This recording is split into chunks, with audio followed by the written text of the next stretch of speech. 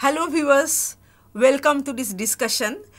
Today we are going to discuss how to start your own radio station.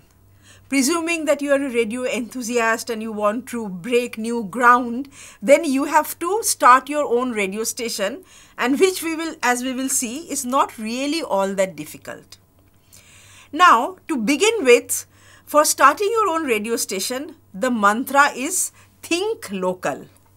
Now you may ask that why think local and how local does one have to think? The reason why you have to think local is that Government of India gives license to private broadcasters only for FM, and FM has a very local reach. These commercial FM stations like Radio Mirchi, Red FM, etc., their sphere of influence has a radius of about 100 kilometers. That means the city and its outskirts. Whereas, if you start a community radio, for that also you can get a license from Government of India, then the transmitter is much low powered and your sphere of influence has a radius of maximum 10 kilometers. Sometimes as small as 5 kilometers, but let's hope 10 kilometers at a more optimistic level. So you decide that whether you will opt for community radio or whether you will opt for a commercial radio station. You decide that, and then of course you have to apply for license. But before applying for license, you have to do a certain homework, and that too very rigorously. So what homework you have to do? Once you decide what is your catchment area going to be, you have to do a survey of that catchment area to understand the demographic profile of the people, which will indicate that how many senior citizens are there, how many housewives, how many students, because senior citizens have more spare time to listen to radio. Housewives also listen to radio quite a bit, even while during cooking and all that. Students listen to radio only while commuting, not otherwise. Only during commuting they listen to radio. And so do business executives or office goers and so on. Only during commuting they might listen to radio. So after getting this demographic profile, obviously their media habits also you have to study. How many hours in a day they watch television, how many newspapers do they take in their own homes, how many times do they actually go to the movie halls to watch a movie. So these are the media habits, or whether they are active in the social networking sites. That also has become a very important media habit these days. So all that you have to study, because those will help you to know whom you want to reach out to. And then you have to identify a felt need in that particular community, something that the radio stations are not providing, or something that you felt in the process, in the course of a conversation, you felt that there is this lacuna in their lives, there is this gap in their life which can be fulfilled by your radio station. So once you identify the felt need, you develop a profile of your radio station around that felt need in order to fulfill that felt need, and that is how the USP of your radio station develops. USP means unique selling proposition. That means your radio station has to be different from the other existing radio stations. It has to have a different edge. Then only you will get your own clientele, who will be your dedicated listeners of your channel. So you prepare a profile of your channel to fulfill the felt need of your community, and you give your channel a name, because only with a name it will get an identity. So you give your channel a name. Alright. So you do this initial homework, and then you can apply for license. We have discussed in an earlier lecture that phase 1 and phase 2 of licensing for private FM channels have been over. Phase 1, there was an overbidding. As a result, the license fee went really high. Phase 2, it was much more rationalized. Phase 3 is yet awaited. So now is the time to apply for license, so that as soon as phase 3 is announced, you can be in the pipeline and you can also be one of the bidders. And it's going to be an open bidding on the internet. It's going to be an e-bidding. So hopefully there will be transparency in the process. So hopefully that you will get your license, and once you get a license, you can begin operations. And when you await the license, you can of course do further preparatory work so that you can begin operations as soon as you get your license. So what is the preparatory work that you can do? That is, number one, you have to get a house, that means a space for setting up your radio studio. And you have to do acoustic treatment to that space so that there is no infiltration of outside sound. And then you have to buy the equipment, which means you have to buy good quality microphones, you have to buy mixers, you have to buy a computer fitted with a audio software, audio editing software. All these things you have to buy. You have to hire technical people who can run these equipment and run these gadgets. Obviously, you will need your own transmission tower, so you have to set up your own transmission tower, but that I would suggest you do after you get your license. All right, so this is the technical side you have to get ready. And then, of course, you have to, once you have a profile of your channel, you have to do a program scheduling. That is, supposing you think, suppose it's a 24-hour channel.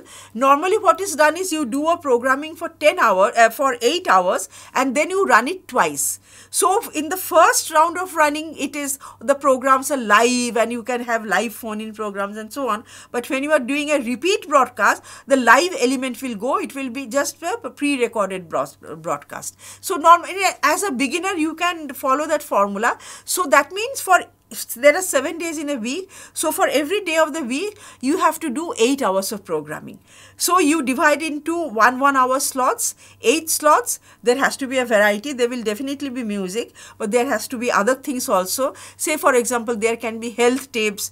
There can be tips on, education tips or career guidance. There can be film reviews, book reviews, and in between music. And of course, weather updates and traffic updates, etc., etc. Will always be there. So you can do that program scheduling for that entire week.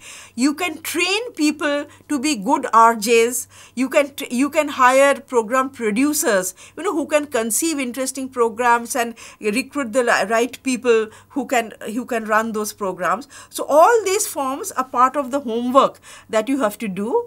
And while you await your license, you can of course do that. Very, very importantly, you have to do a budgeting. Okay, because unless and until you sit down and do the budgeting, you will not know what exactly is the expenditure going to be like. All right. Now, typically, I will give you some statistics. Typically, the license fee constitutes 5 to 8% of the total cost. Then you have this setup cost. Setup cost requires this transmission tower, studio equipment, your infrastructure, an office space, a studio space, and so on. So that is a one-time expenditure, but we have to incur that expenditure. Then comes the day-to-day operation costs. So that includes the salary, the marketing expenditure, the music royalty. Remember, every time you play a film music or any other pre-recorded music, Western pop music or Bangla band music or whatever, you have to pay a royalty to the recording company who have actually recorded the music and released it in the public sphere. All right. So that is 2 to 3% of the total expenditure. That works out to be 2 to 3% of the total expenditure. Plus, of course, this electricity bill is there. Then other overheads are there, wear and tear expenditure. Something may break down and you may have to call the electrician and so on and so forth. So those are those contingency expenditure. So that way you prepare a budget, and there will be the one part of the budget is the startup expenditure, which is your license fee and setup cost, and the other part of the budget is your operational expenditure. All right. Now you will have to keep some people on salary, and other people you can keep as professionals. I mean, you can take their professional help, like good RJs or other people, other guests who will come to your studio, or some singers who may come and do some live performance in your studio. So then them, of course, you are not going to pay a salary, but you have to pay them as and when you invite them to your studio. So all that should be a part of your budget. And then you have to plan your revenue. So your revenue will come from advertisement and sponsorship, because there is no subscription fee for FM. So your revenue will come from advertising and sponsorship. Now, since the reach of your FM is more local, city based, you are more likely to get local level advertisers, but still it has been seen, the trend in India is that national to local level advertising is 60:40. That means 60% of the advertising still comes from the national level and only 40% comes from the local level. And I will tell you why it is so. It's because many of these newspaper houses have their FM channels. Times of India, Ananda Bazar Pratika, that is ABP Group, Midday, they all have their FM channels. So what they do is, when a media buyer comes from an ad agency, they sell a package to the media buyer that you want to advertise in my newspaper Times of India. Alright, I will give you continuous space and I will give you a discount if you also advertise on my FM channel. So like that, they sell a package, and in that package, the radio time slots for the radio is also included, also plugged in. So that way, these national advertisers on whose behalf the media buyers approach the newspaper houses, automatically end up advertising on radio also. So that's the scenario in India. So that's why, even though FM is a local operation, 60% of the advertisers still come from the national level corporates. Okay, so this a little bit of an anomalous situation which is typical of India. So anyway, so you have to factor in the advertisement revenues, and depending on the popularity of your channel, you will get the advertisement rates. Now you may ask the question that how will the popularity of my channel be judged? So if you are planning to open a commercial FM station and compete with these big players like Radio Mirchi and Red FM and so on, you will have to become a member of one of these agencies like edX India or Indian Listenership Track, who regularly do survey of the popularity of radio channels and radio programs, and if you become their member, they will share their data with you so that you will get your ratings from these agencies. But if you are operating at a still local level, at a community radio level, then of course you need not and you cannot afford to become members of these agencies because their membership fees are also quite high. So then you will have to employ a team of people who will do the survey for you. That means they will go door to door, they will ask questions, they will do a survey, and then those survey results have to be tabulated in order to understand your popularity. But if you want to attract advertisers, whether it is city level advertiser or national level advertiser, they will want to know the popularity of your program as tabulated by this either edX or Indian Listenership Track, okay, any one of the two agencies, and that will decide how much advertisement revenue you can charge for a 10-second time slot. So it can be anything between rupees 400 and rupees 4,000. Now at a conservative level, supposing your advertisement revenue is rupees 1,000. So if you can manage to sell 10 minutes of advertising slot, which you can easily do for a 1-hour program, if you can manage to sell 10 minutes, that will bring you 60,000 rupees.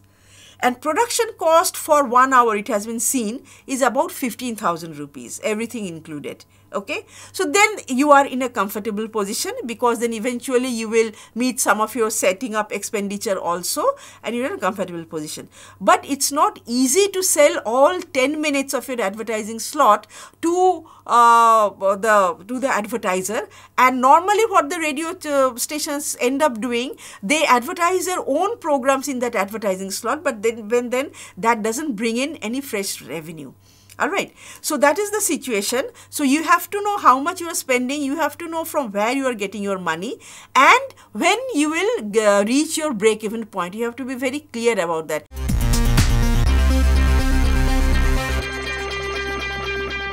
In case you plan to start a community radio station and not a commercial FM station, then the rules of the game are quite different. You don't have to wait for phase 3 of licensing to begin. In fact, the licensing procedure is completely different.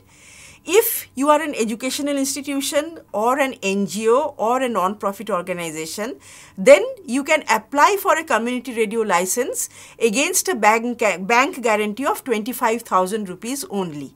And then once you get your community radio license, you have to set up that transmission tower and buy the equipment, and rest of the procedure is same. But then you will not be able to get advertisers from city level, or you might get also advertisers from city level entrepreneurs, but they will not be as enthusiastic as for the commercial FM stations. That is something that you will have to remember.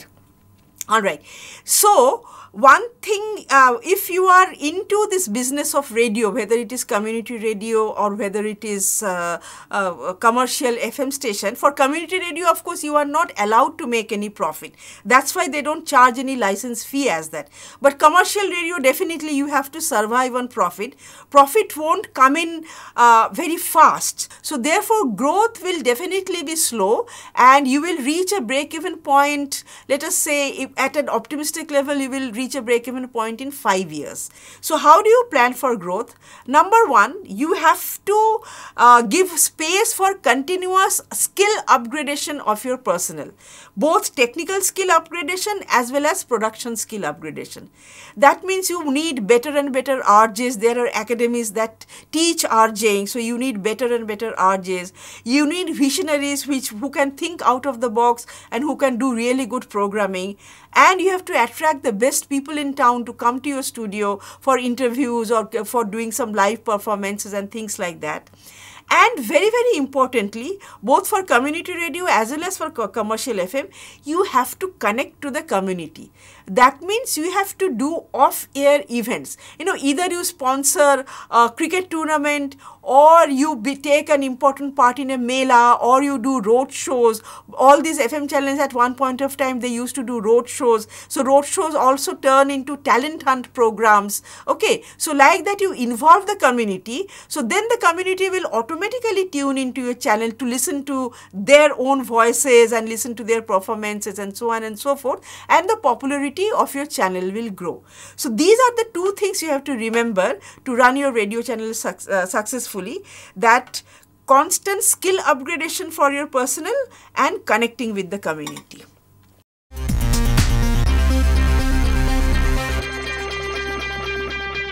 One thing we must remember, that FM is not the only way of broadcasting radio programs. New technology has brought in other interesting and cheaper possibilities. One of them is satellite radio. And India had the privilege of enjoying satellite radio from 2002 to 2009 through a satellite radio company called WorldSpace, which was a subsidiary of WorldSpace Incorporated, which is a Washington-based organization. Now, WorldSpace Radio operated 40 channels in India while they were operationals, and each channel was specialized either jazz or old Hindi film music or Western classical music, different languages, Hindi, Bengali, Tamil and so on. So, 40 such channels were operational through WorldSpace Radio. And satellite radio works exactly the way satellite television works. That is, a transponder has to be hired on a communication satellite, and the programs are bounced off the transponder, and it has a certain footprints. So, if you are within the footprint, you will be able to receive the program. Now, the thing is, to receive this satellite radio program, because these are coded in a different way, one needs a different kind of radio set. Your normal radio set will not be able to receive these satellite radio programs. So, BPL and other companies started producing these radio sets, and those who are interested in listening to unhindered music or unhindered radio talks, etc., they invested in buying these radio sets. And how did WorldSpace Radio make money? Because WorldSpace Radio was one radio company that does not believe in advertisements. They want to broadcast unhindered without the intrusion of commercials. All right. So, therefore, they had plans of making money through a certain percentage of the sale of the radio sets and also through license fees. That means if I want to be a member of WorldSpace, I have to pay a monthly license fee, and then the programs will be transmitted to my radio set and I will be able to enjoy the program. So that way, that was their plan. And when they stopped operations in 2009, more than 175,000 listeners for WorldSpace were there. And in fact, overnight they stopped their operations, and the listeners were very, very sad, because listening to very good quality music or very good quality of talks and discussions without the intrusion of advertisements, that is an experience many avid radio listeners want to enjoy, and WorldSpace brought that experience to them. So anyway, now that WorldSpace Radio had stopped operations in India, there were attempts to revive WorldSpace, or other companies also tried to do that, but apparently without the support of advertisement revenues, it becomes very difficult to sustain. That's why they have not been successful. All right. So now after WorldSpace, another new technology that one can easily think of is internet radio. Internet radio is becoming increasingly popular. So what is internet radio? Internet radio is an audio device transmitted via the internet. Broadcasting on the internet is usually referred to as webcasting, since it is not transmitted broadly through wireless means. That means it doesn't have to be amplitude modulated or frequency modulated, but through this fiber optics cables, like other data is transferred, the radio programs are also transferred, and it is a continuous streaming process. It's called a streaming media. So that means that you can have news, sports, talk, different genres of music, etc., etc. But while the program is streaming, you cannot pause, or you cannot stop, or you cannot rewind, just like ordinary radio. So in that sense, it is non-interactive. So it's just like live radio, but it is coming via the internet. So that is something becoming increasingly popular, and this is an internet radio station. As you can see, that it's not all that difficult to set up an internet radio station, and through internet radio you can actually have a global reach. That is a big advantage. FM is local, but internet radio is global. So you can reach out to the Indian diaspora, you can tap into that particular clientele if you are into internet radio. And India has several exclusive internet radio stations. Of course, many of the big FM radios also have their internet counterparts, but there are many radio stations which operate exclusively at the internet level only, not at the FM level at all. So now if you go to Google search and you say that internet radio in India, the first 2-3 options that you will see, you go to any of those sites and you will see, a kind of matrix of internet radio stations, and you can tap into any of the radio stations and you will be able to hear the music, enjoy the music and the talk and so on. Even BBC is also available on the internet. Other big radios are available, plus there are many exclusively internet radio stations also. Now the interesting thing about these internet radio stations is that many startup bands or startup music groups who do not get a public space easily, or who do not get to be heard easily, they are using these internet radio stations in order to be heard. Now there is a licensing procedure for internet radio also, and there is a stringent thing that for every song played you have to give 6 paisa as royalty. But many of these internet radio stations, they have an understanding with the new music groups and the new bands that they will give visibility or create a public forum for these bands, but they will not pay. So it's a kind of win-win situation, that these internet radio stations are getting free music and these bands are getting free publicity, and it's a worldwide reach, and so therefore it's a win-win situation for them. So that sort of system is catching up. There are 2 types of internet radio station. One is free to air. That means you just log on to the internet radio station and you can listen to music. For that, the license fee is 7,50,000 per year. And if it is a paid internet radio station, that means you have to become a member. So there is a subscription fee, and then only you can enjoy the channel. For them, the license fee is 9 lakh rupees a year. And if supposing you have one internet radio channel and you want to start another one, you have to pay an additional 25,000 rupees. So all these rules and regulations are there. It is there on the internet. There is a particular site where you will get all these rules and regulations in a very, very unambiguous way. But the point is how many people are following these rules, because it's very difficult to catch. Even if you are doing live streaming of radio programs, it's not easy to catch you. You can do it from anywhere, not necessarily from India. That's the beauty of the internet, that physically where you are located, it's not always easy to track you. You may do it from Bangladesh or Pakistan or Bhutan or anywhere. It's not easy to track you down. So therefore, not everybody is following these rules, but these rules are there on paper. And the royalty charges, as I said, that there will be 10% increase every time you have to renew your license. There will be an increase of 10%. So that is the scene of online radio in India, and it is becoming increasingly popular with new music bands and college students and so on.